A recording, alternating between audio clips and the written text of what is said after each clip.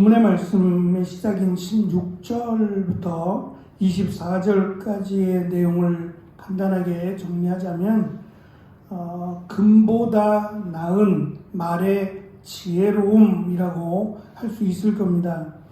먼저 16절부터 19절까지는 이 금보다 지혜로움이 나아서 금을 사는 것보다 지혜를 사는 것이 더 나은 생각과 행동임을 강조하고, 20절부터는 그 지혜로움이라고 하는 것이 선한 말이라고 하는 것을 솔로몬은 강조해서 우리에게 교훈해 주고 있습니다.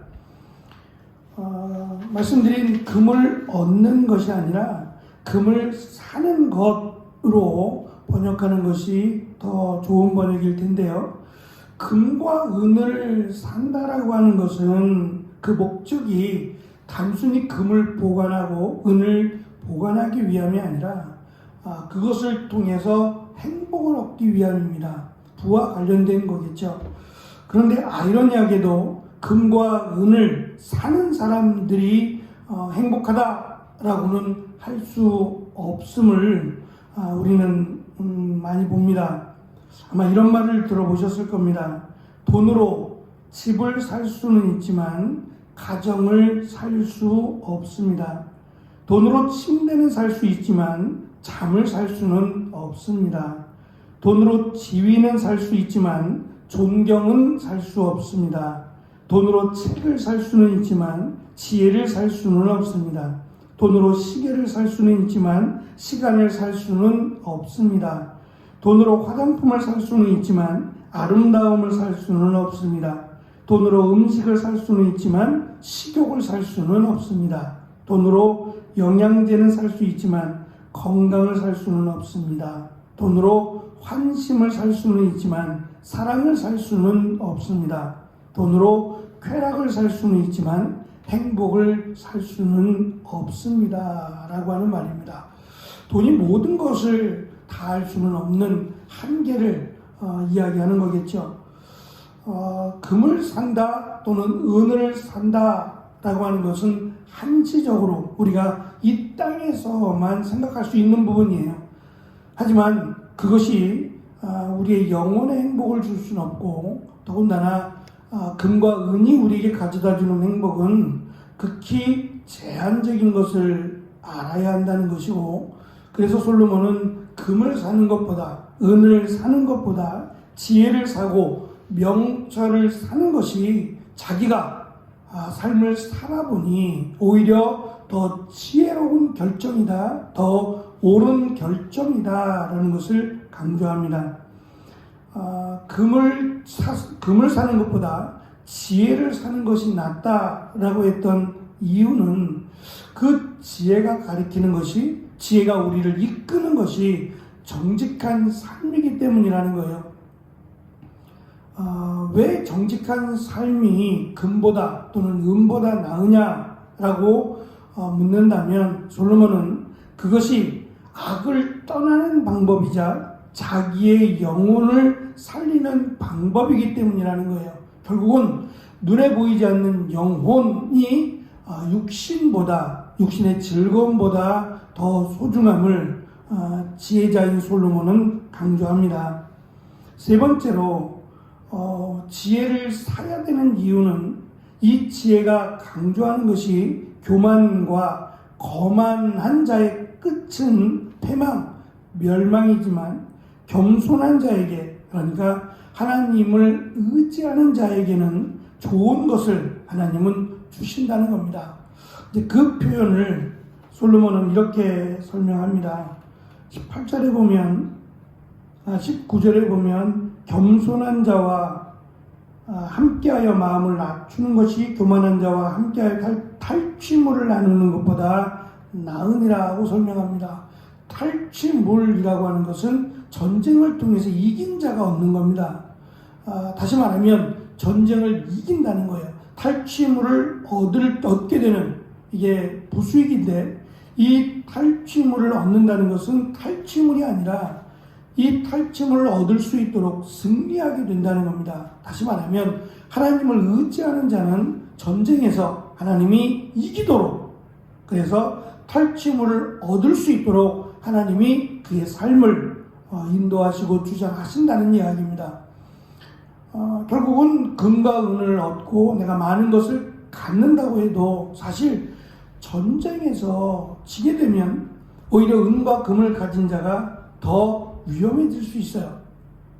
그것을 빼앗기는 것에서 끝나지 않고 그것을 취하는 자가 그 금과 은을 가진 자의 생명을 거두어갈 수 있기 때문이에요. 근데 그것을 생각하지 않죠. 이번 주에 이제 여러 가지 가장 많은 휴가를 계획하신 분들이 있을 텐데, 일본으로 휴가를 떠나신 분들은 지금 일본이 태풍으로 인해서 아주 강력한 태풍이랍니다. 그 태풍으로 인해서 발이 묶여버렸어요. 아마 이번 주까지도 돌아오지 못할 가능성이 많은데요. 화면을 통해서 보니까 우리는 전혀 지금 인식을 하고 있지 못하지만 아직도 태풍이 움직이고 있는데 일본 지역을 지금 훑고 지나갑니다.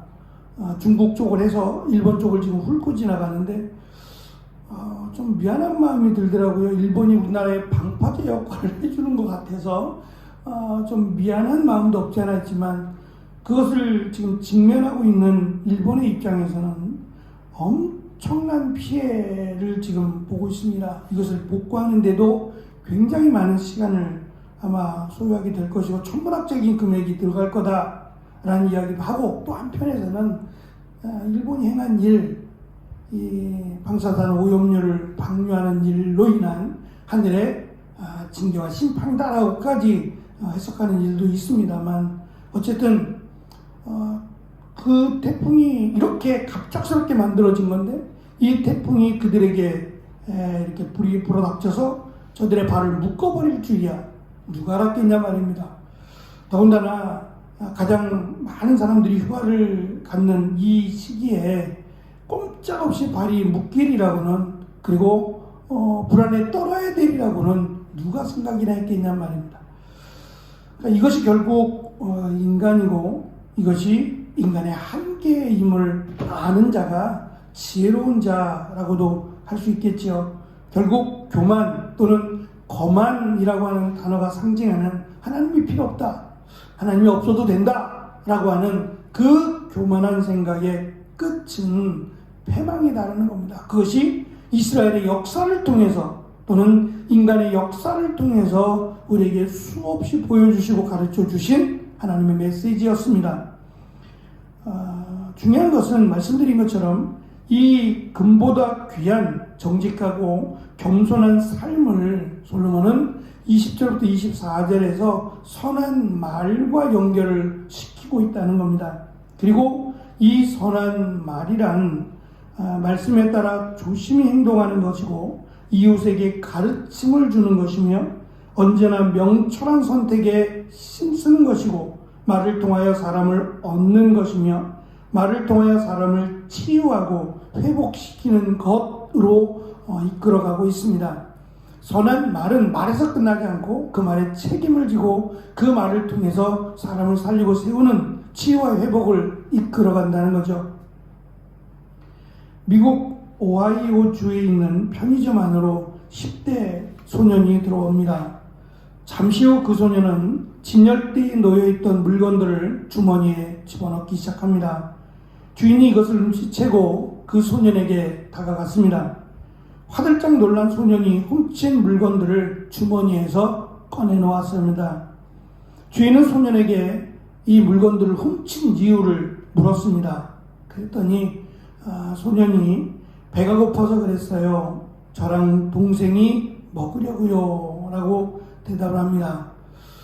편의점 주인은 이 소년을 경찰에 신고하는 대신 소년에게 커다란 봉투를 내밉니다. 그리고 소년에게 말합니다. 내가 먹고 싶은 걸 마음껏 담아서 가져가라고요.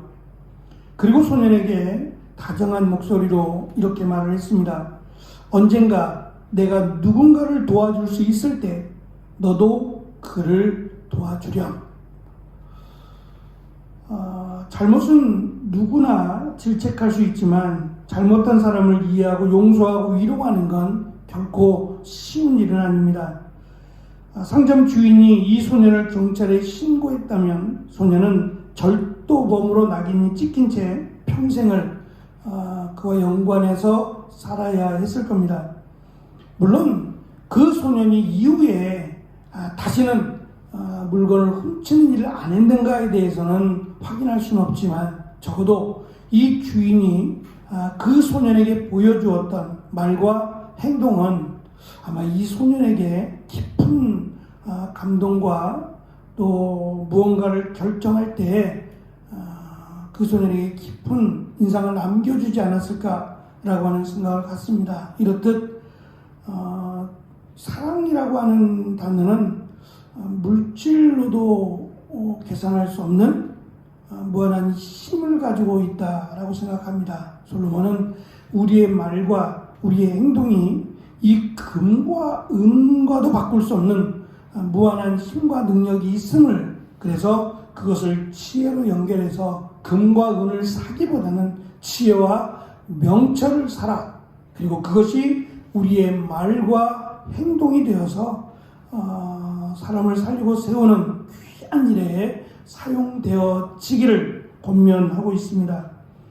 사람을 살리고 세우는 말과 행동은 아무나 할 수 없지만 누구나 해야 될, 어쩌면 그리스도인으로 당연한 모습이 아닐까 생각이 듭니다. 한 주간을 마무리하면서 또 무더운 여름을 보내면서 누구나 짜증내기에 쉬운 그런 날씨입니다. 그런 날씨지만 그럼에도 오히려 우리가 한 발 더 앞서고 다가갈 수 있는 귀한 은혜가 있었으면 좋겠어요. 어제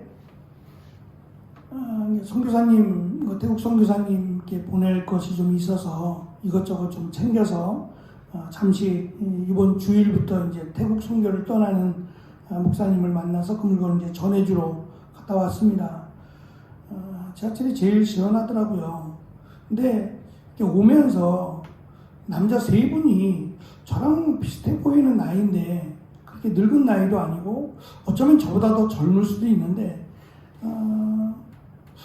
술을 드신 건 아닌 것 같아요. 술이 취해서 그런 건 아닌 것 같은데 세 분이 무슨 역에서부터 탔는지 모르겠는데 그분들이 타고 나서부터 지하철이 시끄러워졌어요.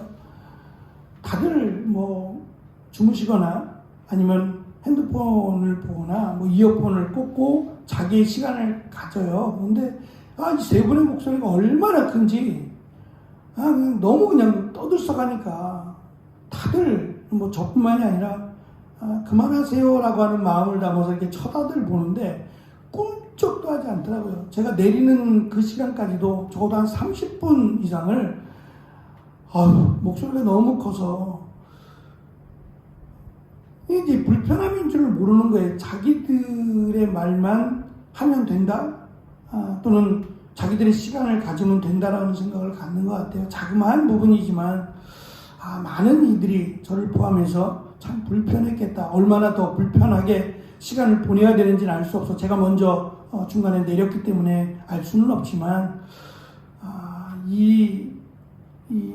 그냥 생각 없이 한 말과 행동일 수는 있겠지만 이것이 많은 분들에게 모르겠습니다. 제가 내린 뒤에 뭐 누가 조용히 하세요라고 말을 했는지도 모르겠지만 그냥 어쨌든 무더위 가운데 편한 시간을 하루 종일 일하고 이제 좀 잠시 쉬고 집에 가서 이후의 시간을 갖겠다 하시는 분들일 텐데 같은 공간에 있으면서 참 아쉬웠다라고 하는 생각을 가졌어요. 조금만 더 생각하면 배려했다면 좋지 않았을까라고 하는 생각을 갖고 내렸습니다. 우리의 작은 몸짓 하나가, 말 한마디가 상대방에게 많은 또 위로와 힘이 되기도 하고 짜증을 내기도 할 수 있다라는 점을 생각해 보면서 오늘도 또 한 주간도 은혜롭게 잘 마무리하게 되는 귀한 시간이 되어지시기를 축원합니다. 기도하겠습니다.